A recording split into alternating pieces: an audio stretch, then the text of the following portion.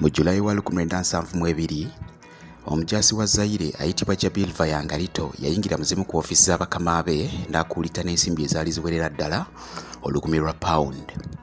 Vayangalito ng'amaze okubba ensimbi zino yaddukira Uganda era n'azifungisa ne zimuwaamu £2,000 egy'ensimbi za Uganda ebiseera ebyo. Bw'amala okuvungisa ensimbi zino yatandika okujooga anti ng'atambula bbaala ku bbaala, atambula na byana biwala okudiibuda ensimbi zino okutuusa lwe yakwatibwa n'azzibwa ewaabwe. Bwe ntunuulira obulamu bw'ensi eno ennaku enzita n'olwekyo tosana kwetukuza kyatabu nnyo. Luli balumu mwatu n'onsobya ne bakuteeka mu nkomyo. Olikira nawe n'akago ng'obonaabona.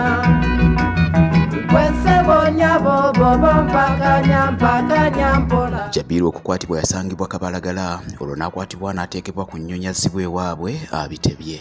Otuuka kweluzira n'ekigo ofuna eppica kachini mbiri foleri ebitasalako. Wasisikala wangoye z'obusibe obweza rimanda ntofuna onjawulo nemu ntyobonani wesebonyabo bobo mpakanya mpola kyengamba kimanyera nakirabaka.